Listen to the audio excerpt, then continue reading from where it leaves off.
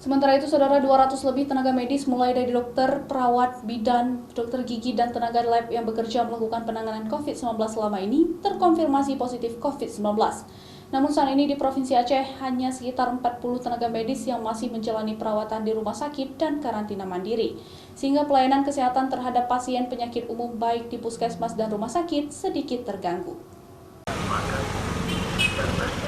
Dari 200 tenaga medis di Aceh yang terkonfirmasi positif terpapar COVID-19 itu, setengah diantaranya merupakan dokter yang ada di seluruh Aceh.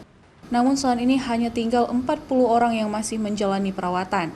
Satu orang dokter diantaranya memiliki kondisi yang mengkhawatirkan dan harus dirawat di ruang Pinere. Sementara sebagian lainnya yang tidak mengalami gejala atau keluhan sedang melakukan isolasi mandiri. Akibat banyaknya tenaga medis yang terkonfirmasi positif COVID-19 selama ini, sejumlah rumah sakit dan puskesmas di Aceh sejak beberapa bulan lalu sempat ditutup pelayanan sementara karena tenaga medis yang terkonfirmasi positif COVID-19.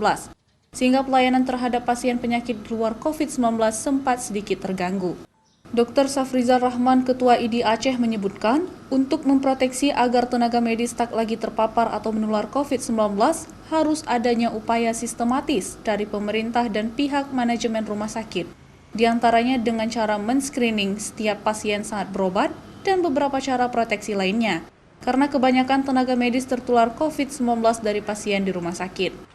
Kepada seluruh tenaga medis di Aceh, Ketua ID menghimbau agar selalu menjaga kesehatan di luar rumah sakit atau tempat pelayanan medis, karena tenaga medis selain dapat terpapar COVID-19 saat memberikan pelayanan kepada pasien, juga tertular saat melakukan aktivitas di luar rumah, seperti di pasar atau tempat keramaian lainnya.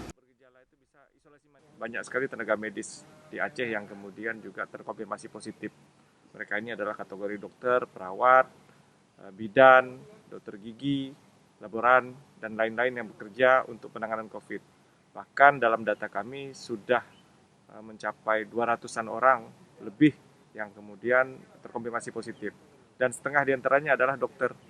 Sisanya adalah para perawat, bidan, dan lain-lain seperti yang saya sampaikan tadi.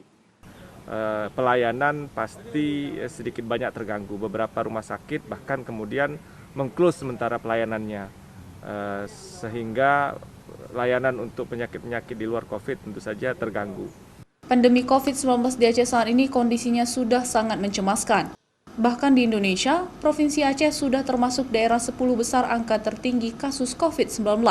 Sehingga diharapkan masyarakat untuk bersama-sama melawan COVID-19 dengan cara disiplin menerapkan protokol kesehatan karena jumlah tenaga medis dan tempat pelayanan kesehatan lebih sedikit dibandingkan dengan jumlah masyarakat. Raja Umar, Kompas TV, Banda Aceh.